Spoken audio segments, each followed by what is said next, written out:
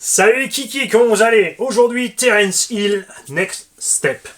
Alors, le prochain épisode, les prochaines étapes de Terence Hill vont être de libérer sa puissance grâce à un variateur efficace. Je suis donc extrêmement beaucoup déçu des variateurs Surpass Hobby. Où est-ce qu'il est passé? Alors, je déconseille les variateurs Surpass Hobby 4S120 et 6S150, surtout dans les véhicules tout-terrain. Alors, si tu veux faire rouler les enfants, pour que ce soit plus doux, là oui. J'ai mis ce Vario dans cet engin avec son moteur d'origine et on avait une gâchette très douce en bas, ensuite pratiquement sur les sauts, il faut se préparer à ça, c'est là que ça coince, quasiment une seconde de latence entre le moment où je tapais la rampe avec les gaz. Enfin, moi je roule généralement mi 3/4 des gaz pour aller sur la rampe, donc je tape la rampe mi 3/4 des gaz en l'air, comme le poing en avant, le véhicule pique du nez. Là, j'ai l'habitude avec n'importe quel autre vario, tu mets juste une impulsion pour rectifier, peut-être deux, parce que si tu restes longtemps dessus, bah, ça va aller trop fort, tu vas retourner de l'autre sens. Et là, en fait, quand tu fais ça, vu qu'il y a une latence entre le plein gaz sur la gâchette et le moment où lui te libère le plein gaz, en gros, un peu plus d'une demi-seconde entre la pleine puissance réelle et ce que tu as fait sur ta détente, et en plus, pas un petit peu. C'est-à-dire que quand tu mets gaz jusqu'à fond, on a l'impression que le véhicule avance qu'à 80% de ses capacités, et une demi-seconde plus tard, il balance le reste, sans le moindre timing. Si tu mets du turbo, si tu mets du turbo, alors là, ça devient n'importe quoi. Puisque même comme ça, donc tu es obligé de rouler assez lourdement sur les gaz. Je le sais, puisque j'ai roulé ce combo dans le sledge d'origine avec les gros pneus. Il a de la patate à souhait, ce moteur. Et là, t'as rien sous le pied. T'as l'impression d'être en 4S au départ et t'as juste 6S sur le... Mais comme dit, trop tard. T'arrives comme ça et puis t'es sur les gaz et là tout d'un coup, il met le reste, mais c'est déjà trop puisqu'il met un à-coup du reste. Et t'arrives violemment au sol. Le freinage, alors là, j'ai mis un freinage à 25%. Parce que dès que tu touches ta gâchette, le machin freine de 25%. Et tu as, si t'enfonces à fond, un peu plus de... Tu vois, si tu veux t'arrêter, s'enfoncer à fond et puis t'attends que ça s'arrête. Si tu mets à 50%, eh ben, c'est pas roulable parce que la moindre impulsion bloque les roues. En fait, ce qu'ils ont fait, c'est l'inverse de ce qu'on veut. Ils ont des gaz qui arrivent décalés et des freins d'une brutalité extrême.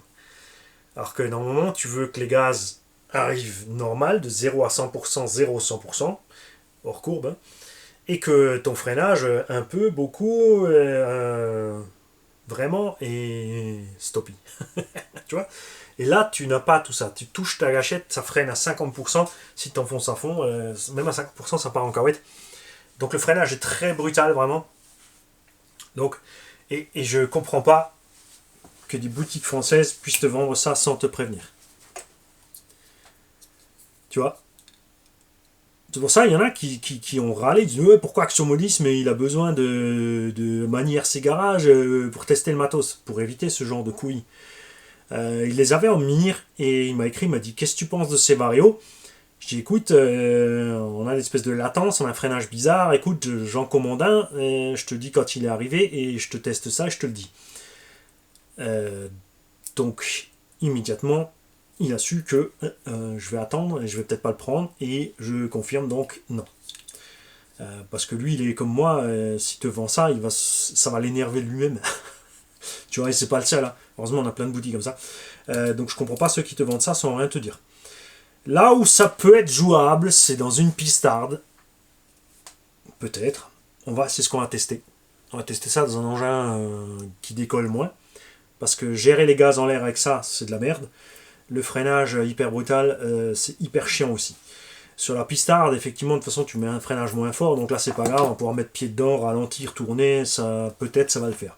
Mais globalement, même, j'avais l'impression que je ne profitais absolument pas de la pleine puissance de mon véhicule. J'avais l'impression qu'il se traînait. Alors là, tu te dis, oui, c'est peut-être parce que, attention, j'ai les plus petits trous. J'ai modifié mon étagement de transmission pour adapter aux petits trous, mais peut-être aussi que j'ai pas fait le bon calcul ou que j'étais un peu trop doux avec le truc, tu vois. Et là, maintenant, j'ai mis un Vario Max 8. D'accord? Parce que ce machin-là a déjà un bec à 6 volts, ou 6,7,4, pardon. Donc on a mis le bec à 7,4, 5 ampères. Ça c'est sympa par rapport à un Quick Run par exemple. Il est moins cher aussi. Mais il ne coûte que 20 € de moins qu'un Obi-Wan Quick Run. Laisse tomber, prends Obi-Wan Quick Run. Hein. C'est sûr, le Max 8 est un peu plus cher, qui a un meilleur bec. Donc les gens vont peut-être prendre celui-là parce qu'il a un bec à 7,4. Par contre, le gaz frein, non, non. On a même un abonné. Oh, comme ça. Son papa lui a mis un variateur Surpass 4S dans son Arma 3S. Et le fiston, tu sais ce qu'il a fait? Eh oh, hey, tu m'as mis 2S là-dedans, c'est quoi ce truc? Pourtant, il était en 3S juste avec un autre Vario. Parce que c'est Vario, ça va pas. Et là, tu peux pas calibrer les butées, le neutre et les butées. Ça me plaît pas. Et ce lag là est étrangement bizarre. Donc, on a mis un variateur Max 8 qu'on a vissé au châssis tout simplement par en dessous avec des vis à tête fraisées. Plus, attention, toujours le double face bien épais entre les deux pour éviter les chocs. On a toujours le moteur d'origine, on a exactement le même setup. D'accord? Au passage, j'en ai profité pour mettre la Radiolink dessus. X8 machin. Elle est encombrante, honnêtement. L'écran est énorme, ça fait vraiment bizarre, surtout une fois que tu t'es habitué à la WiFly. J'ai aussi la FlySky Noble ici. Celle-là, tu vois, c'est quand même beaucoup plus compact. Celle-là, elle est plus lourde quand tu as le pied. Quand tu n'as pas le pied, c'est léger. Mais de toutes, pour l'instant, je vous le dis, la WiFly, c'est la plus agréable à avoir en main et elle a le plus joli tableau de bord. Et en plus, le tableau de bord est réglable. Ici, tu ne peux pas changer les éléments de tableau de bord. La FlySky, tu as l'impression d'être sur un MO5. Pour ceux qui se souviennent du MO5 Atari.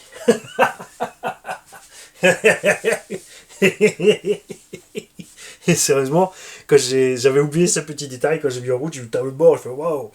Oui, quand même, hein, t'as l'impression de naviguer, tu sais, comme les pros qui sont directement sur Windows. Bref,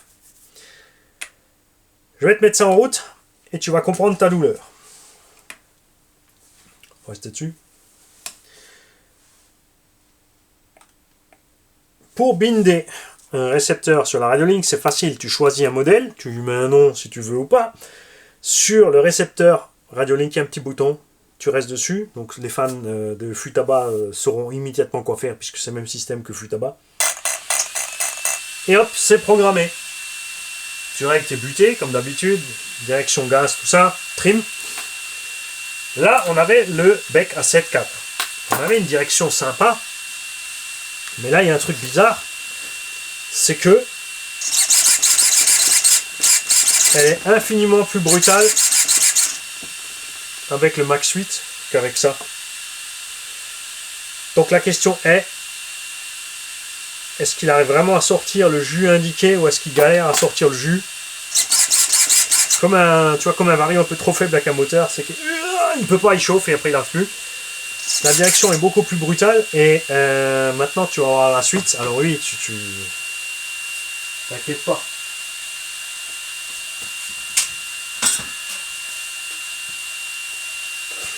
Avec ce Vario là, souvenez-vous, allez voir la vidéo.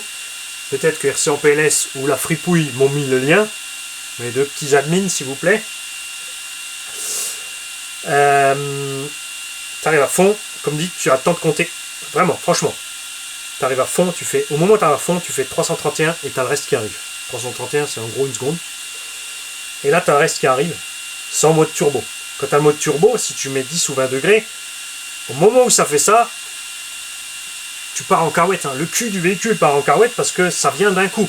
Tu ne peux pas gérer ce qui se passe après cette seconde, vient d'un coup. Tu vois, c'est pas, il reste pas 20% du gaz qui arrive.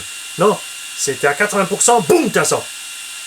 Enfin, t'es à 80%, t'attends une seconde et boum, t'es à 100. Ça, c'est un problème, surtout quand tu mets le turbo. Avec le Max 8, là, j'ai pas de turbo, parce que tu peux pas le mettre, c'est pas un G2. De toute façon, j'ai pas le capteur, c'est pas le moteur G2 qui va avec, ou G3. G2, pardon. J'ai pas de timing réglable. Ça, c'est ce que je reproche à ces Max. Tu peux avoir un bec à 7.4, mais tu n'as pas de timing réglable. Je sais pas pourquoi ils ont fait ça. Pour moi, c'est un timing automatique, comme sur les variateurs VXL, c'est-à-dire que selon ce que tu fais sur ta gâchette, il balance plus ou moins de timing, simplement. Et regarde maintenant la différence. Avec ce vario-là, on arrivait un petit peu à ballonner les pneus. On va voir la vidéo. Et regarde maintenant ça.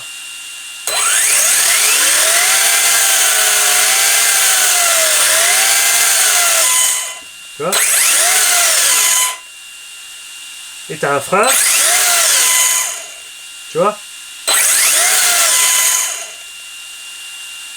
Et je peux toujours enfoncer à fond pour m'arrêter net. L'autre, niveau ballon, franchement, on est là.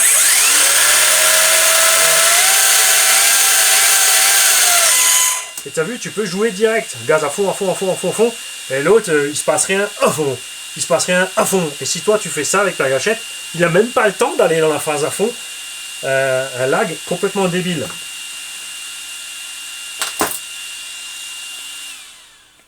Donc pour moi, le cas est clair.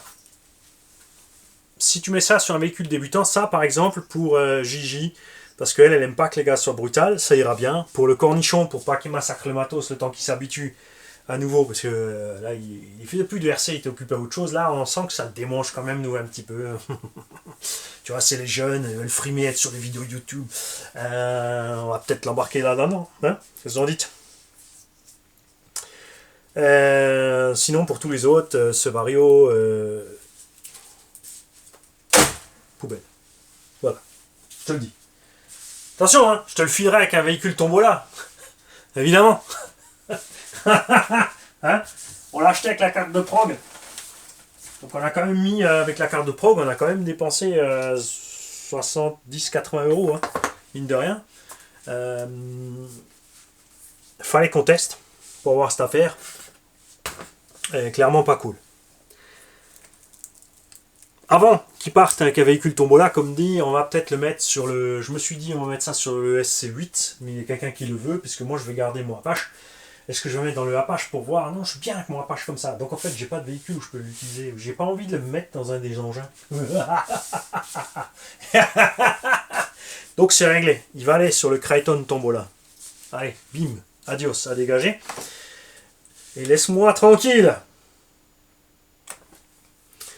Nous allons donc retourner avec ce véhicule, peut-être pas forcément Val d'Argent, puisque là on a des aléas météo, on n'a pas le temps d'aller-retour là-bas. Ça vaut le coup pour moi, comme je suis presque à 1 heure de route, quand même d'y aller quand j'ai plein de véhicules de près.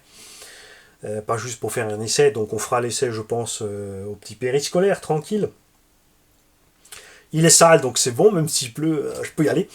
Ça, c'est le bonheur du sledge. Et là aussi, je réponds aux abos, en fait. Des fois, vous dites qu'il tourne en boucle, Mani. Non, c'est parce qu'on me pose la question. Parce que c'est vrai que dans les vidéos, c'est pas toujours facile à retrouver. Il y en a qui m'ont dit, pourquoi tu n'as pas pris un truggy compétition, par exemple, à la place du sledge pour le transformer en truggy? Eh bien, c'est très simple. Si tu prends ton sledge, il coûte 850 euros. D'accord. Il faut un autre cerveau si tu veux aller sur circuit parce que celui d'origine est lent. Après avoir, je n'ai pas testé celui d'origine avec des petits trous. Ça va lui faciliter la vie. Si tu utilises peut-être un palonnier plus court, plus long pour emmener les roues. Si on rallonge le palonnier, vu que le cerveau est assez balèze, il fait 30 kg et des brouettes. Si on rallonge le palonnier, on pourra peut-être gagner de la vitesse. À voir. En tout cas, tu mets un cerveau, en gros 35-40 euros, c'est clair. Tu peux laisser ton châssis d'origine. Hein. Nous, c'était le délire d'avoir le truc carbone. Et en juillet, quand RC Badgie sera opérationnel, vous pourrez aussi avoir le châssis carbone avec les réajustements dont on va causer aussi là. La vidéo n'est pas finie, vous n'en avez pas. Les truggy compètes sont prévus 4S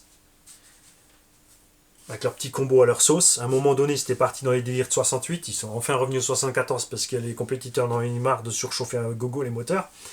Le problème des moteurs de 74 à capteur, c'est que dedans, les rotors sont plus petits. Donc de toute façon, dans le 74, on est un peu plus puissant qu'un 68, mais c'est plus un 68. Ça, c'est dommage, tu vois. Ce compte-là, je préfère rouler sans capteur. Je sais pas s'ils ont le droit de mettre le G2, 78 mm, parce que, ah non, on a droit qu'à 74, 78, ça va pas. Dites-moi ça, les compétiteurs. Ensuite, il y aura bien sûr un souci de place, éventuellement, puisque la plupart des truck guides compètent maintenant, tout d'un coup, se sont mis à mettre le moteur derrière, le variateur et le cerveau. Mais, contrairement au Bao sur les anciennes séries de Hyper Star, Hyper 9, Hyper 8SC, ils ont oublié l'encombrement. Bien sûr, sur l'Hyperstar 8SC, tout ça, le Vario est là au-dessus. Donc, hérésie, le variateur est de 80 grammes et à 2 cm du sol. Wouhou! Attention. Donc, si tu prends un truck guide compète, techno, hot bodies, machin bidule, à poil, 750-850 euros. Quand tu achètes un châssis de ce prix-là, t'as pas envie de mettre un combo de base. Honnêtement, sérieusement, t'as envie de te faire plaisir. Tu vas passer sur un Hobywing G2, par exemple. 250, 300 ou 350 euros, j'ai même plus le prix en tête, parce que moi, quand il y a un truc qui me plaît, je le veux, je le prends. Tu vois? C'est comme ça. Je chipote pas, je vais pas essayer de tortiller du cul pour 5 euros. Et si j'ai pas l'argent, ben, j'attends d'avoir assez d'heures sup pour me le payer. Ah oui, c'est vrai, il faut un boulot pour ça. Donc, faut arrêter de fumer aussi, ou de boire, ou de bouffer trop, ça va aussi. Hein. C'est à de voir où tu veux mettre ton argent. Hein. Tu mets ton chouette combo dedans et tout. En gros, honnêtement, si tu prends un truck guide compact actuel, tu t'en tires à 1000-1100 balles. Il y en a qui ont dit, ouais, mais tu peux prendre un occasion. Oui, bah, tu peux prendre un sledge occasion aussi alors. Compare le neuf au neuf, l'occasion à l'occasion. Comment pas dire, il faut comprendre ça en occasion pour comparer ça au neuf. Ça n'a pas de sens. D'accord? Donc, en gros, tu t'en tires. Truck guide compète, il faut acheter les roues aussi. Là aussi, tu passes les autres roues, tu achètes encore les roues en plus, et tu as toujours les sledges d'origine pour selon le terrain où tu veux utiliser. Tu vois.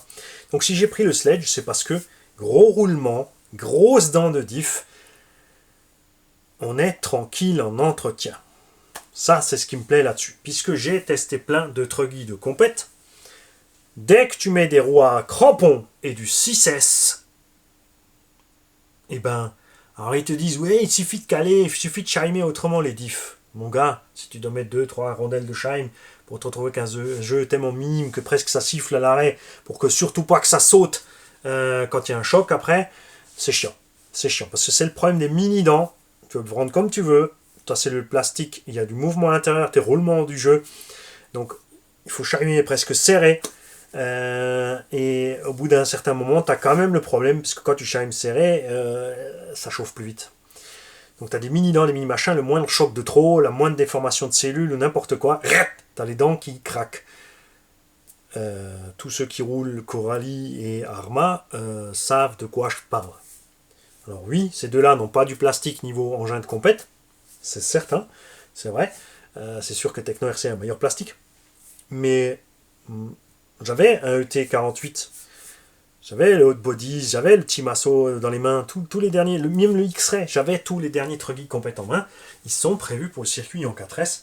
Et nous, les gorets, dehors, avec des gros crampons, parce que c'est ce qu'on aime, des gros crampons, des huiles de diff dures.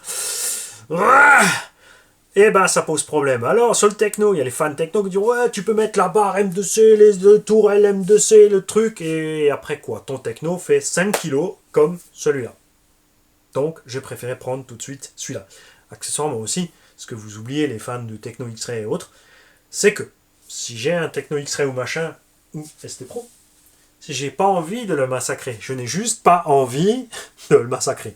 Alors que Traxxas, oui, t'as envie de le massacrer. Coralie, tu peux pas, parce que ça casse trop vite. Plastique pour point. Le Arma s'en sort bien, c'est sûr, mais pareil, hein, tu vas avoir des petits problèmes. Chacun ses choix après.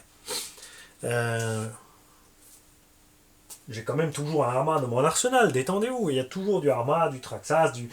Regarde le nombre de véhicules que j'ai ici de marques différentes. Tu vas me dire, ouais, il y a plus de Traxxas. C'est uniquement parce que j'ai 4 X-Max et 2 XRT. C'est sûr que sur le panel, mais si tu regardes sur le nombre de modèles, voilà, j'ai un Revo parce que c'est un modèle à part. Les concurrents font rien d'identique. D'accord. Et j'ai le Sledge parce que c'est un Muggy, donc un truggy avec des grosses roues, mais qui a été prévu avec ces grosses roues du 6S, et pas juste comme on fait tous les autres. Ils ont pris la base du buggy pour faire le truggy, et de ce truggy, ils l'ont transformé en Muggy. Donc des roues plus lourdes, une voie plus large, et la méca là-dedans, elle souffre de plus en plus du surpoids du véhicule, des roues, des efforts. Eux n'ont pas fait ça. Team Magic, eux, ils ont poussé le bouchon. Même dans le B8ER, il y a déjà les gros diffs. Dans le buggy, ils ont mis les diffs des Team Magic E6. Dans le CES, il y a aussi les gros diffs. Donc j'aimerais voir arriver chez Team Magic un truggy avec les gros diffs. Bon, attention à la démultiplication comme toujours. C'est la raison donc pour laquelle j'ai le Sledge ici et aussi le prix des pièces de rechange. T'as revoir une cale de train techno ou parce que tu peux, je t'assure que tu y arrives. On arrive à tout casser, on est des bourricots. Plie une tourelle. Parce que, ouais, les tourelles sont super solides, il n'y a pas besoin. Alors pourquoi est-ce que vous prenez des options M2C? Eh ouais, les mecs, eh ouais. Pourquoi est-ce qu'il faut un renfort avant en plus s'il est tellement plus solide? Tu vois? Pièces, options très chères, plus lourdes en plus, etc. Tu plies une tige d'amorto, tu dégommes un triangle, tu plies une biellette, c'est pas courant, mais ça arrive. Les pièces sont chères. Il y a malheureusement en fourniture techno, il y a une boutique qui fournit techno, ça s'arrête là. Tu vois? Alors là, ils disent, ouais, Yikong, il n'y a pas 36 000 distributeurs. Ouais, techno non plus. Ah oui, si, tu peux acheter aux US, au machin, au bidule, mais... Hein? Je dis techno, X-Ray, c'est pareil. Kyosho, le prix des pièces. Ah, migraine. J'ai même pas envie de regarder le catalogue. Complètement siphonné. Une paire de chapes arrière de Kyosho Inferno RTR, donc le bas de gamme de chez Kyosho. La paire de fusées, porte-fusée arrière, 16 ou 18 euros. Ok? La même chez Traxxas, 8 euros.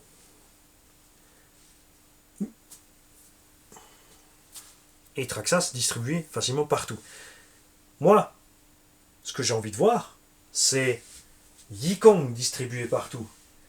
Kakapit distribué partout. Cross RC distribué partout. Tu vois? J'ai envie de voir arriver tous les modèles plus. J'ai pas un préféré. C'est juste que là, avec les aléas du marché, pour l'instant, on est tranquille avec la fourniture de pièces chez Traxxas. C'est sûr. Et c'est vrai aussi, ils font ça parce que sur leur premier modèle, il y avait de la casse à gogo. Donc il fallait bien qu'ils compensent quelque part.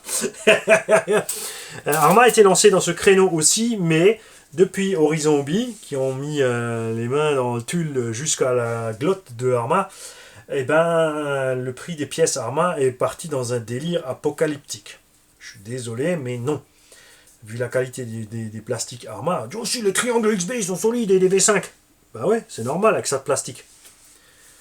Techno est un bon plastique.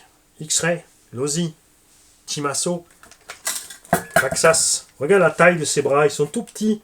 Ils sont pas épais, ils pèsent pas une blinde. Pourtant, ils encaissent une caisse de 6,3 kg. Les truggy de compète font en général 4,7 kg. En plein hiver, sur un skatepark, contre du béton, de l'acier, des gamelles, des chocs, des tout ce que tu veux, un pilote pas bon. Et ça a survécu. Donc pour moi, il a fait ses preuves, ce Sledge. C'est pour ça que je l'ai là. Maintenant, on va l'essayer comme ça pour rigoler, pour délirer. Parce que j'ai les monsters pour faire le reste. J'ai quand même toujours encore mon Sledge là-bas, mais j'ai plus envie de le salir maintenant qu'il est révisé. Donc éventuellement que Sledge 8S refait propre, cherche propriétaire. Ah, maintenant que j'ai le XRT. Alors, souvent, il y en a plein qui me disent oui, le XRT c'est comme le Sledge, mais en plus gros. Non, parce qu'il faut se dire quand même que le Sledge, le rapport poids-puissance dans le Sledge, même en 6, c'est déjà supérieur au XRT, et si tu passes en 8, là t'es délire. Hein.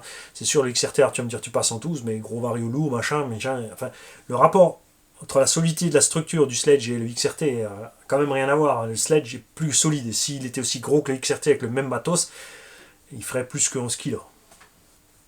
C'est déjà un poids lourd dans sa catégorie, donc voilà. Je parle point de vue poids. Moi, je roule pas compète, c'est pour ça que j'ai fait ça. C'est un engin, je l'amène au Val d'Argent, je passe batterie après batterie après batterie. Je rentre chez moi, je décrotte vite fait, coup de soufflette, petit coup d'huile, je laisse dans le coin et je fais ma révision annuelle. Comme l'auto échelle 1. Tous les ans ou tous les 15 000, veuillez faire votre révision. Ça n'exclut pas que je vais peut-être me racheter des truggies compète. C'est sûr. On va peut-être attendre l'année prochaine, voir un peu ce que nous sort Mugen, parce que là ils se sont un peu endormis. Team Asso, ils ont fait une nouveauté. Kyosho, ils ont fumé les tarots. Il y en a plein qui sont chouettes, hein, le nouveau Techno, le nouveau X-Ray, tout ça, bien sûr, vous me connaissez, j'ai quand même envie de monter le kit, j'ai quand même envie de le rouler. Mais voilà. Après, je vais rouler pas violent, et puis après, je vais le revendre. Alors que celui-là, advienne que pourra. C'est le côté sympa là-dessus. C'est clair. Et Arma, si Arma se décide enfin à changer les cellules et mettre des gros roulements et des grosses dents sans changer le tarif, on reprendra des Arma. Coralie avec le Asuga, à mon avis, ils vont sortir toute une gamme qui suit. Je pense qu'ils vont faire un. Tu vois, ils vont prendre la base du Asuga et je pense qu'ils vont mettre des triangles plus longs pour remplacer tout ce qui est Chronos et compagnie sur cette base. Le poids, attention le poids. Il y a aussi les petites dents de diff dedans et tout, et le plastique qui, comme dit, les cellules qui bougent. Donc, si tu te demandes comment ça arrive, c'est pas compliqué. Quand tu prends des coups comme ça, tes triangles flex, tes cardans tapent au fond de la noix, ton diff il bouge. Et c'est là que c'est important d'avoir des noix fusibles, montables par l'extérieur, comme X-Max, comme le Revo, et des grosses dents de diff pour que même si ça bouge là-dedans, les dents puissent pas sauter, parce que il y a de la marge. Quand tu as des mini-dents, quand arrive ce moment, bien sûr c'est une erreur de pilotage ou une gamelle, c'est la voiture qui ne peut rien, mais quand arrive ce moment-là, tu sautes les dents. Tout simplement. Les compétiteurs ne comprennent pas parce qu'ils savent rouler. Nous on ne sait pas. Voilà. Donc c'est pour ça que ça nous arrive. Vivement l'essai, je vous le dis, parce qu'à mon avis, là, ça va changer du tout au tout le comportement du véhicule. Point de vue, mon avis, j'aurai une VMAX plus grande. Parce que là j'ai déjà le ressenti d'une VMAX plus grande et comme dit on sera bien relié au gaz tranquille parce qu'avec le honteux surpass Rocket là niet salut.